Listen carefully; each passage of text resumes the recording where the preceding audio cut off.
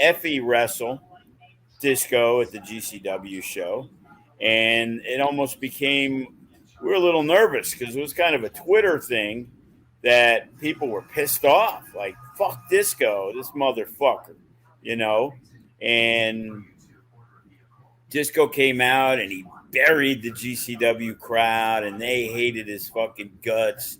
And then Effy came out and he cut a great promo that was so pro the GCW crowd.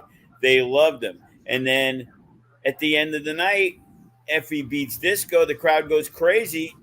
That was one of the top matches, fan reaction wise, on people, on somebody that everybody hated and couldn't believe they put him on the show.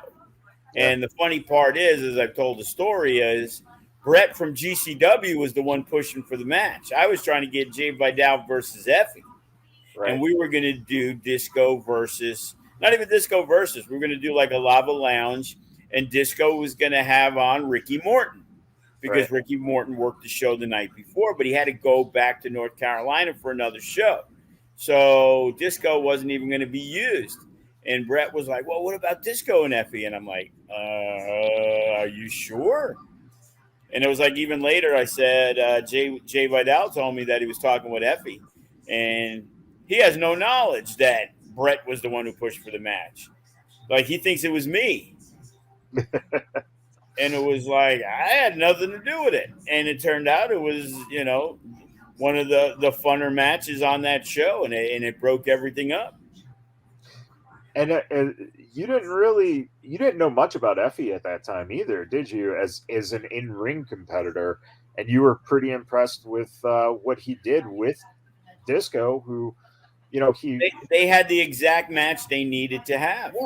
Yeah. So again, it isn't always about the moves set and things that you do. In some cases, it is, and that's what made GCW so popular. It's like sometimes you're going to see this fucking Gringo Loco high flying, you know, match with somebody else who's going to kill it there.